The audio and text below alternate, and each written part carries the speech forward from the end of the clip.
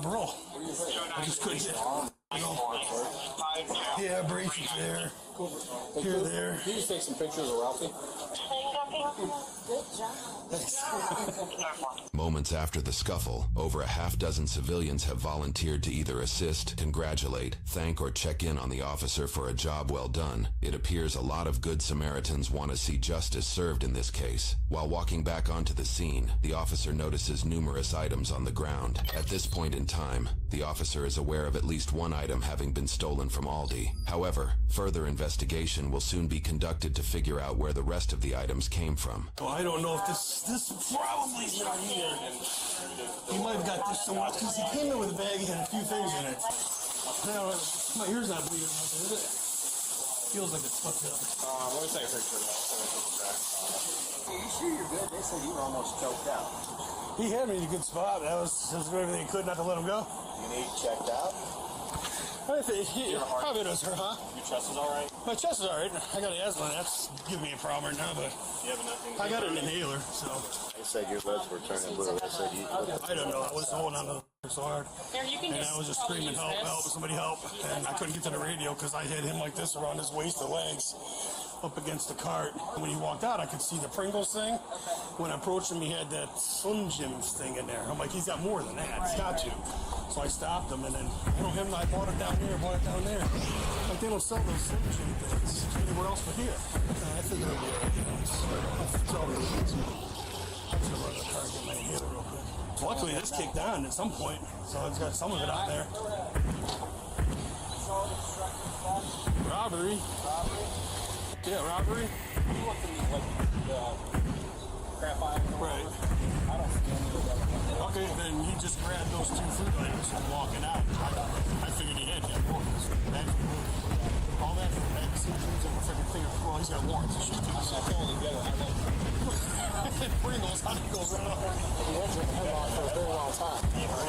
The birds were sliding across the around. I'm trying to hold on. Did you step in and help? You guys don't I'm in here alone. I see it. So I saw the guy walk in with the bag. He walked down, walked right up, and walked down with the Pringles bag. And just The Pringles can and approached him, and I knew he had something else in there. Plus all the other things. So, what's all around the whole night? So I really do appreciate it. Dude, I really appreciate it again. Thank you very much. You guys stay safe. Thank you, sir. I appreciate your help. I appreciate your help. I'm sorry you went through that, dude. That is scary. Dude, but I was on. Oh my god. I was fighting. Get a hold of your gun.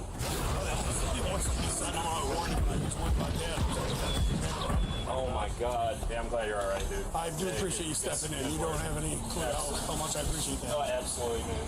Happy to do it. Alright, robbery, assault, staying. Well, Police reports indicate that the officer suffered from asphyxiation during the scuffle, resulting in redness around his neck, abrasions, swelling, and a small cut.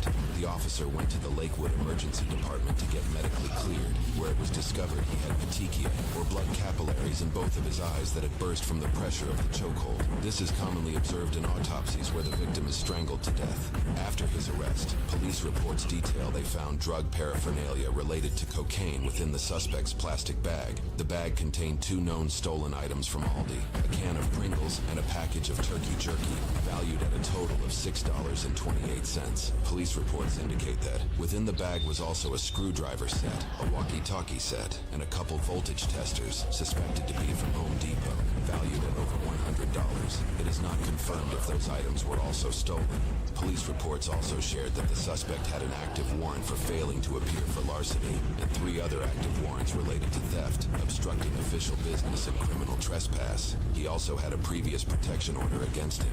At the time of his arrest, he was considered homeless. The suspect was charged with 1 count of felony assault as a first-degree felony, 1 count of aggravated robbery as a first-degree felony, 2 counts of robbery as a second- and third-degree felony, 3 counts of strangulation as a second, third, and fifth-degree felony, and 1 count of resisting arrest as a first-degree misdemeanor. No charges were related to drug paraphernalia. He entered a plea of not guilty for all counts. A cash bond was set for $50,000, which he would never post. He called for a reduced reduced bond amount to $10,000 roughly 3 weeks after his arrest, but records indicate the court never addressed his request. On November 7, 2023, nearly 4 months after his arrest, the suspect took a plea deal.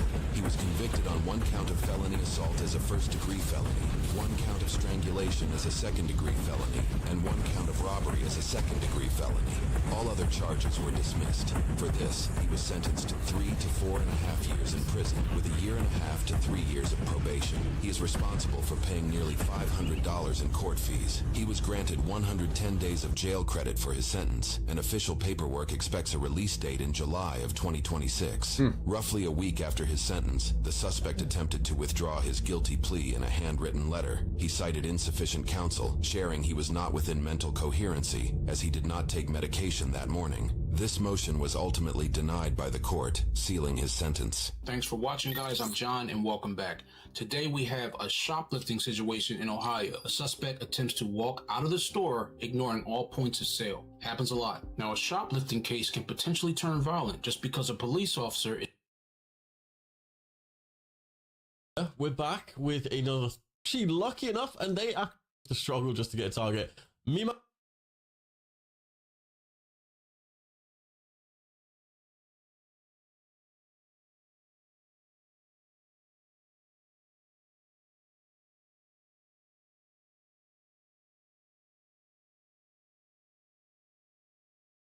to get my targeting sort of reset. I've recently just switched from Greatsword Dagger to Bow and Staff, which you guys have probably seen. Now, I lost around 100 combat power from doing this, and was it worth it? Oh, hell yes. We do a lot of Guild v Guild content, and being able to just do a ton of...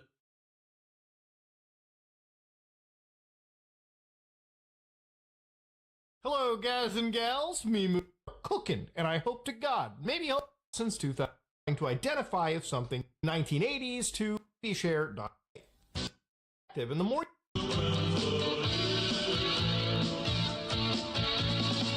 So yeah, it's a pretty interesting sounding song. I don't really know when people get into the whole like dark. It definitely sounds upbeat and cheer to me. But, you know, everyone has their own way of perceiving, you know, music, I guess you could say. Now, if you look at the bottom over here, one thing... I have been waiting for this day for a very long time. If you've been following me for a while, you probably know this is something that I've spoken about. Very passionate. And to be honest, sometimes when I talk about this, none of you give a shit. You're like, I'm not in that situation, I've never experienced that, and also, those rich kids. But no. Like, this is a much deeper issue. It's the family channels. No! Because here's the thing, they're not rich kids. They're kids that are being bribed by their parents to show their most vulnerable moments to their parents. I've been screaming from the rooftop about family channels for a while. These kids are so wildly taken advantage of, and from the minute they are born, they are trained to dance monkey dance for mom. It's not appropriate, it's not okay, and above all, they are not paid for it. They are paid in the moment for it. Most kids don't get these experiences, which you'll actually hear the statement coming up, but enough of my rambling. This is a statement from Sherry Frankie, Ruby Frankie's daughter. And one thing that I really want to get away from on this channel is, like, last week we talked a little bit about Kobe Bryant on his podcast. This week we're looking at Sherry Frankie's statement, and she is so poised. She's so eloquent in this. On one hand, sometimes I do kind of have to remind you guys, you know, she's Ruby Frankie's daughter, or this is Lori Vallow's son. But I hate that because I think that these people, their children, are shaping up to be very, very powerful people in media and in political spaces. And I very much want to support them getting away from Lori Vallow's son or Ruby Frankie's daughter, you know? So let's take a listen to Sherry Frankie speaking up to the legislative committee about the effect of being on a family channel for many, many years. I will be extremely brief. I wanted this to be an issue on interim study because of the importance of the issue and its relative unknown, the fact that it's unknown by, I think, most people in the legislature and the public, the vulnerability of child actors in traditional media and also in new forms of social media influencers, and would like to invite a well-known person in our state to testify about it, Sherry Frankie. And so I'm going to turn the time over to her. Oh!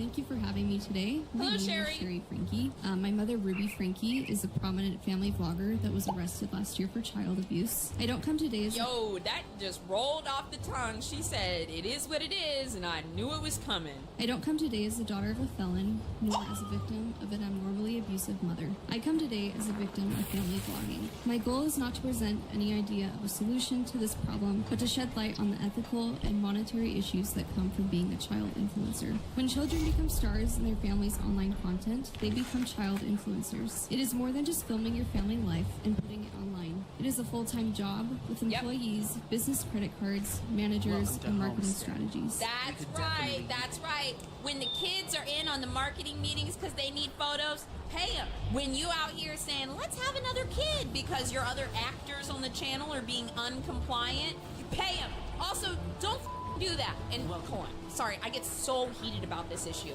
I also just want to really quickly disclaimer, if you're a person that grew up watching family channels or you still watch family channels, I want to be super clear. You are not a problem in this at all. A lot of these family channels, not all, but many of them, they preyed on having the perfect family that we didn't have at home. So we found a joy and a comfort in watching these channels, wishing that our families were like that. And they were lying to us the whole time. So if you are a person that watched family channels, you are not a problem. You were getting a need met because they were broadcasting what you thought you wanted, or maybe what you want, right? The difference between family vlogging and a normal business, however, is that all the children are employees. Children from before they are born to the day they turn 18 have become the stars of family businesses on YouTube, Instagram, and other social media platforms. Utah is specifically a hotspot for family content due to the LDS culture around family and the goal to share the church with the world. Wow. We also have large families, which makes family content more lucrative.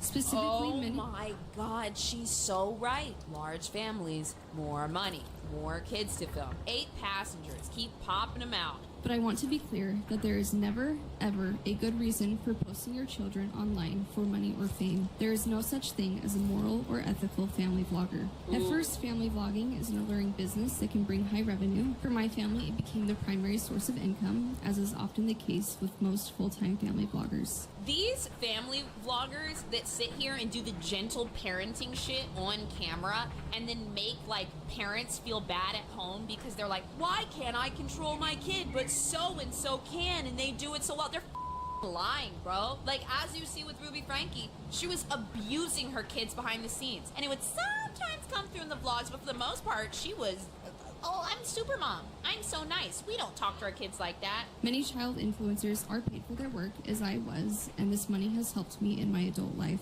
However, this payment was usually a bribe. For example, we'd be rewarded $100 or a shopping trip if we filmed a particularly embarrassing moment or an exciting event in our lives. Or other times, simply going on vacation was expected to be payment enough, because most kids don't get to go on regular and expensive trips. Wow. Never mind the fact that the child's labor is actually what paid for the vacation or trip.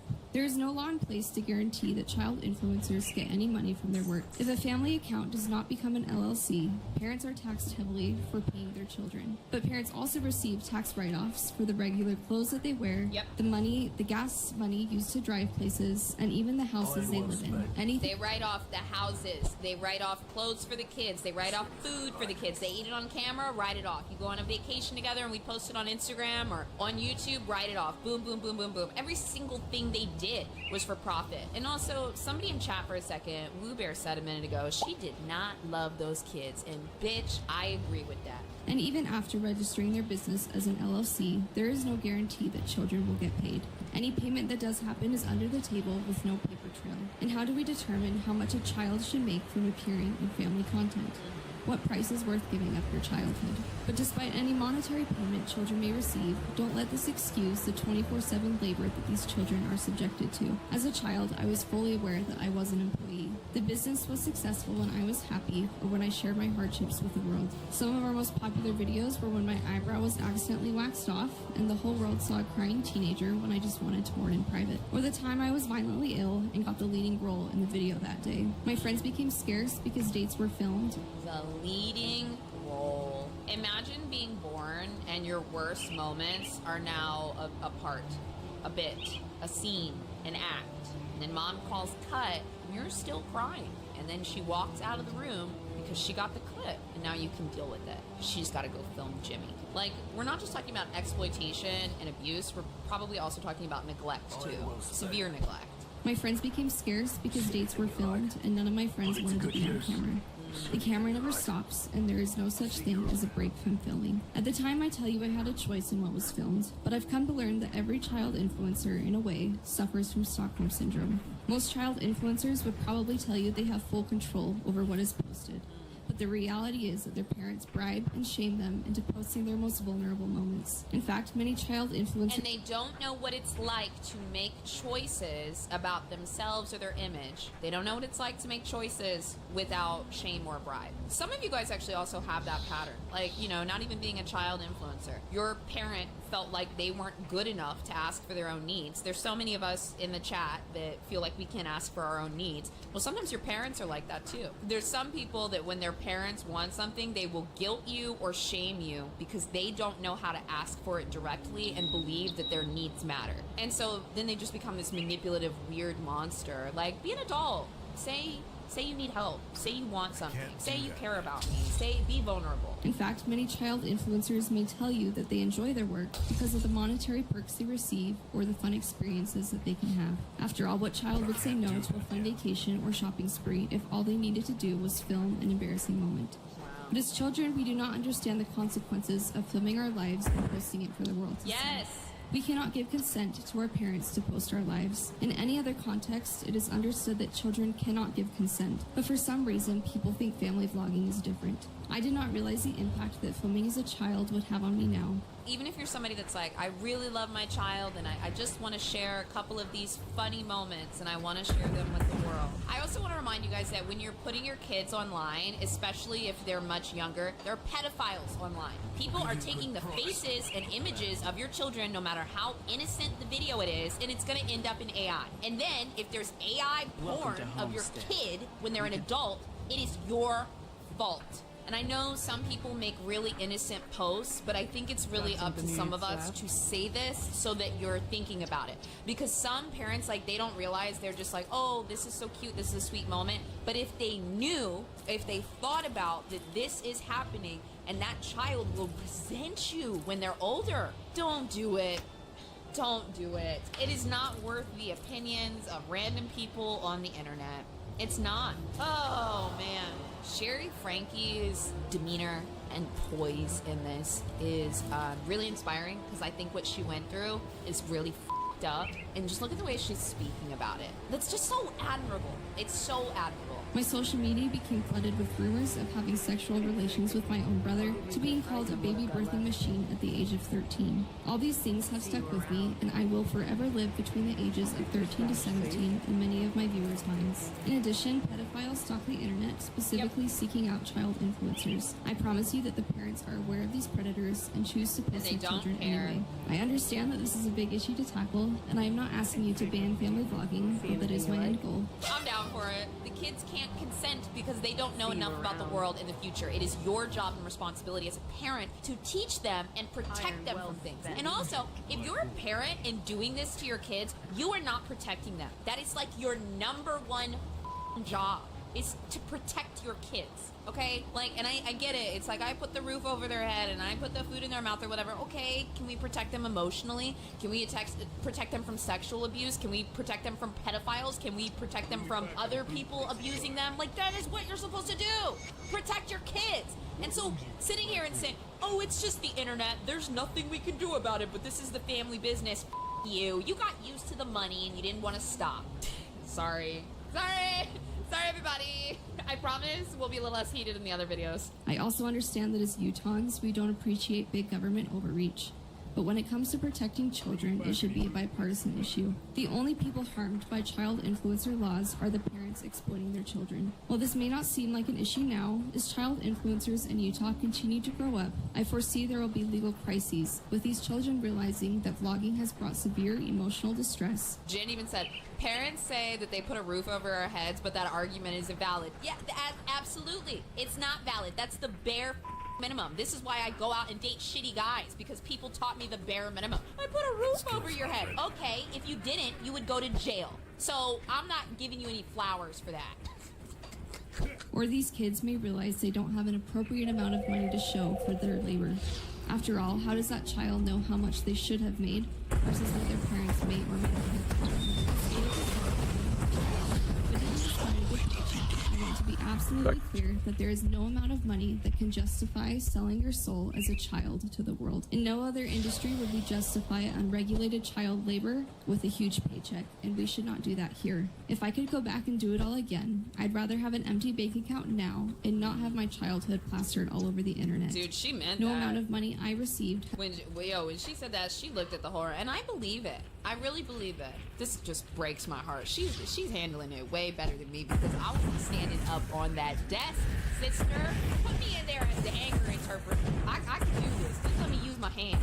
While I don't have all the answers nor any feasible solutions for this problem, I am proud to be one of the first child influencers in the state of Utah to speak against this issue. I don't want people to look at me and blame my unique circumstances with a mother in prison to the Frankie criminal case. Family vlogging ruined our innocence long before Ruby committed a crime. I promise you that my experiences are not unique and are happening to child influencers all over Utah and the country. So let's tackle this issue before it becomes a bigger crisis than it already is. Boys, beautiful, well-spoken. The time is coming where the child influencers are going to start speaking out in droves, okay? In droves. And as they all come out one by one, I will be right here to listen. Because those kids are miserable and they have a lot of emotional problems. I have seen it before firsthand. Stop putting things on camera, innocent or not. Sometimes people see family channels and they think it's really nice and innocent, and with good intention, they want to try to start one too, or start something on Instagram or whatever. And maybe it doesn't take off, maybe it doesn't pop off or whatever, but that is also not your fault, because those people lied to you because they were not having this sweet, wonderful, amazing life. If you started it because you wanted to give something to your kids, I get it. But now, this is the reality of the situation. And aren't you glad it didn't work out?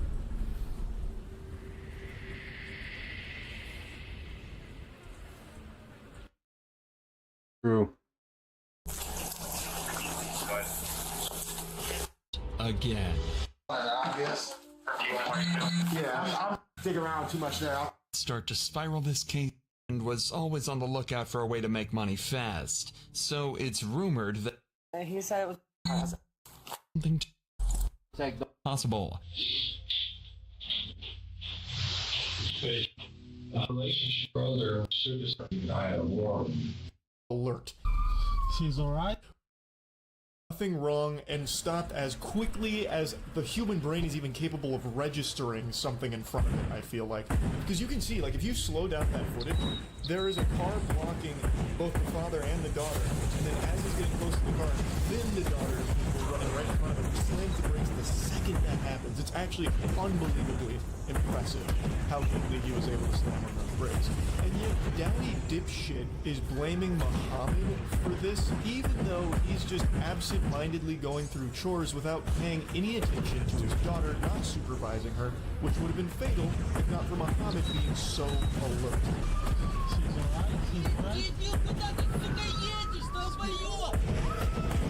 Neighbors hear the commotion and rush outside. How fast do you want to be going? 40, I was 40. I was 40.